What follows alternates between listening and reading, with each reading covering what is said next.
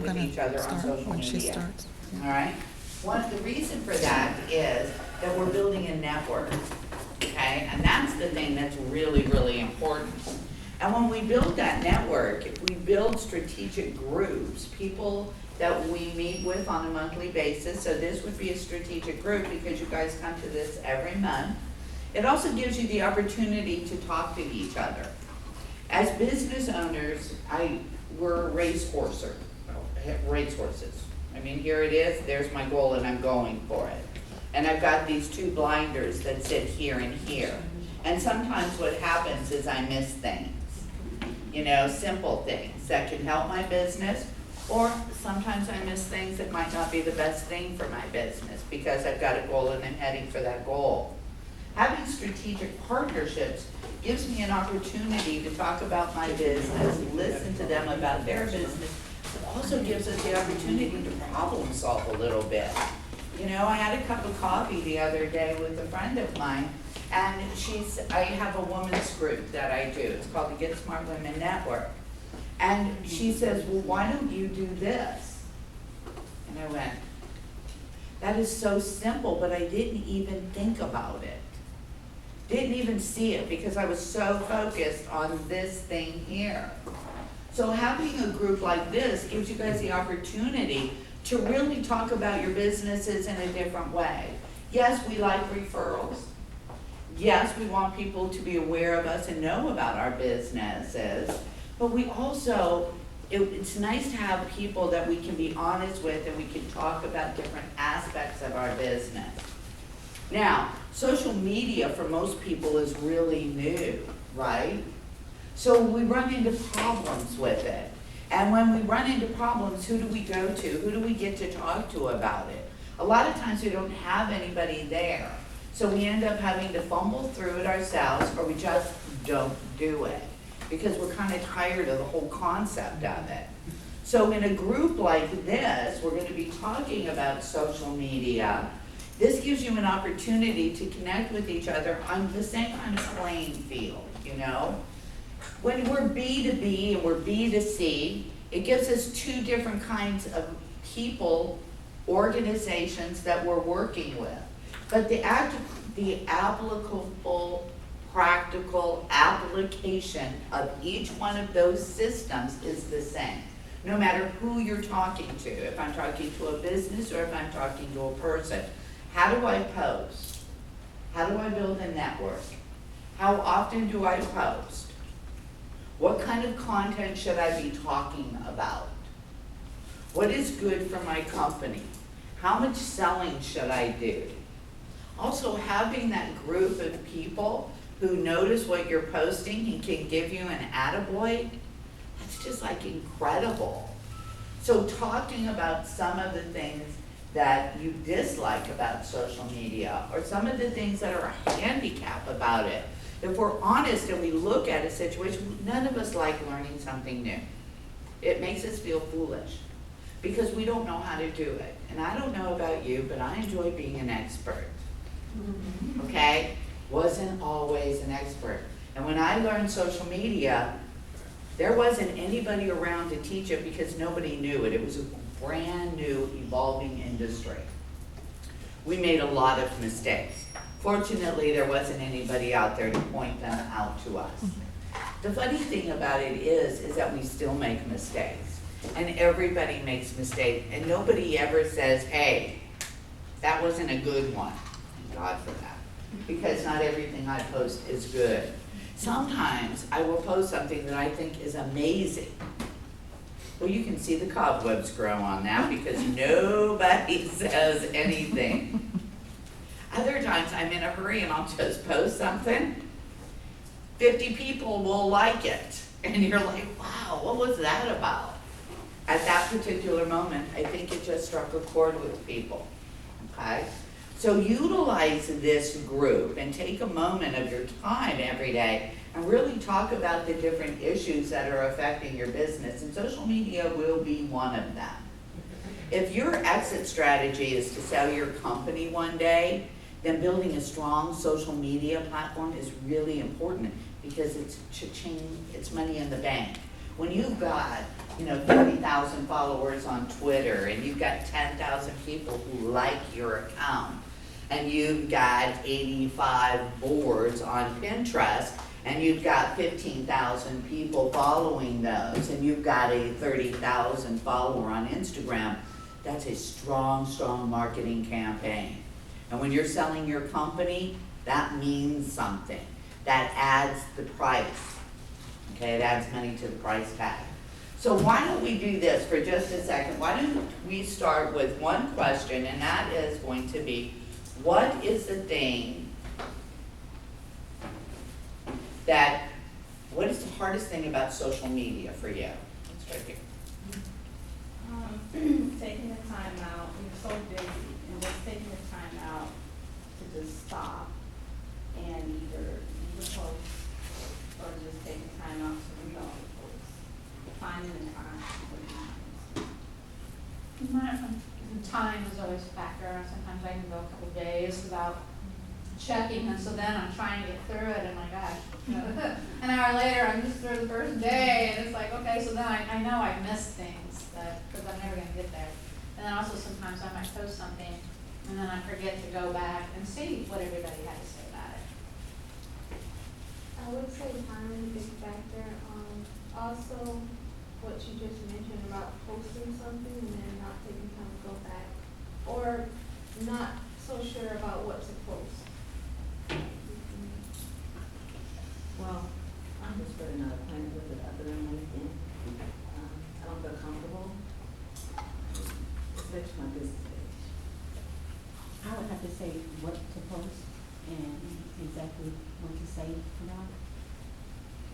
Mine is having a sustainable strategy for keeping up with it all, because if you have, you've got the strategy, you've got just the pure content, creating it all the time and managing it on all of these channels is stressing. I think two things. One, got thinking about the time and how much work it is to keep coming up with posts. But the other thing that always gets me is something that you had touched on a little while ago, is I look at these posts and I think that they're great. No one likes them. And then I see somebody just check in at a restaurant and 80 people like that. I'm like, what's up with that? So I can't get what the audience is. That somebody going to get their hair cut is something pertinent. I would say trusting what you put out there, where it's going to end up, where it's going to go, who's going to see it. Compliance issues on a business platform as compared to personal. So.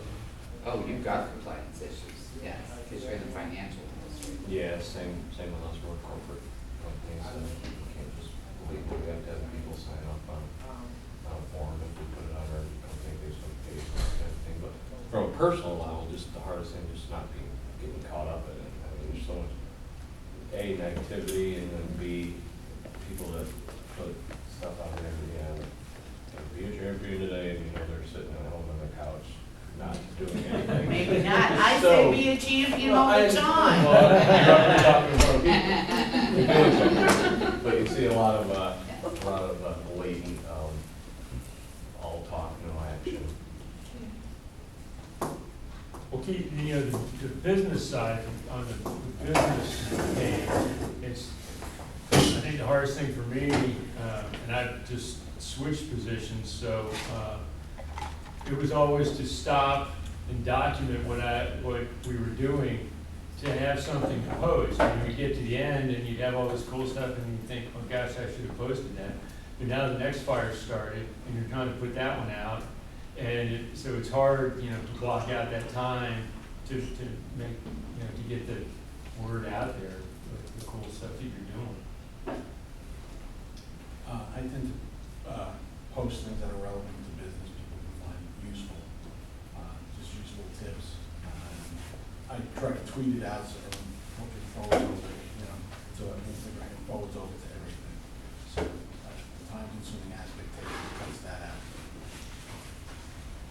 I think probably one of the biggest things I have a challenge with is it's an element of separating the personal from the business, but just like traditional networking, you get people that want to connect deeper, faster than I necessarily want to.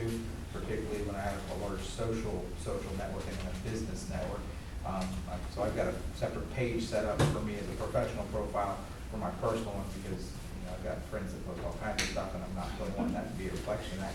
But, you just mentioned, you know, we just need to connect. Well, I tend to wait at least one meeting before I'm gonna add somebody from social media. I'll make sure that there's gonna be follow-up, because otherwise I'll be flooded with a ton of people that I don't know what content I'm gonna be seeing from them. And I have enough time filtering through all the clutter already. But I can tell you that in this group, it'll be really good content, because we're gonna be studying Sure. that. Okay, That was an so, example.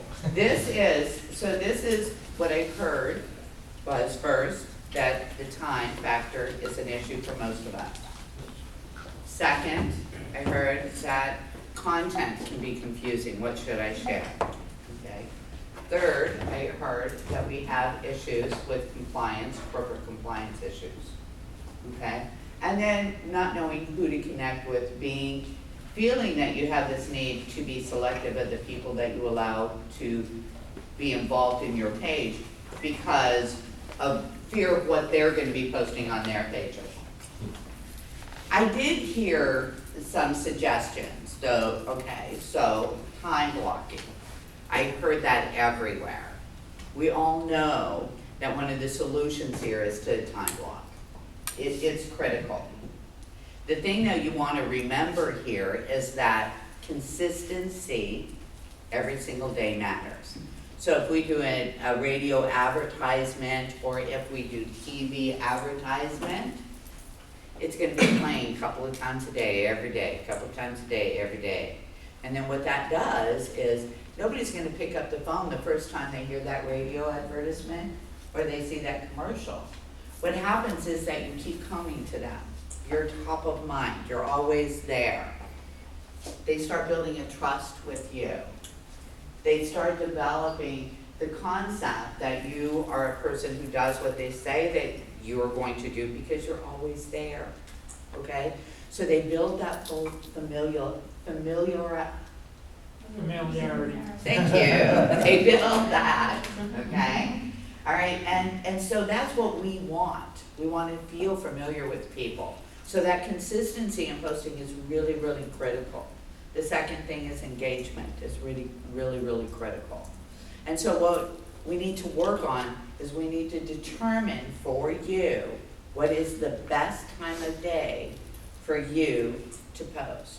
And not on a daily basis, because there are tools that can help you schedule all those posts so that you don't have to be there every single day posting, so that you don't feel that constant push. And the other thing is that when you post like for a full week, you get to see and strategize that whole week. Okay, so today I'm gonna, share something that I just created. Now I'm gonna share a fashion tip. Okay, so now Tuesday I'm going to do, I'm gonna talk about one of the famous actresses and something that she's wearing and how it's and she's rocking it out. And kind of like that, and I start looking at that whole series. So I'm not sharing the same thing, then it might be a motivational quote. Now I hear people go, I don't like motivational quotes. I love motivational quotes. This is a deal. Not every day do I need a motivational quote, but I have periods and I have times when running my company is really, really hard. And so sometimes I just don't like it very much, or I'm having a rough day. And I see a motivational quote and it makes me catch my head. I'm like, wait, man, come on, quit being a big old crybaby. It makes me grateful, thankful. It inspires me. I love those. So sharing them are important, because remember that our businesses are not about us.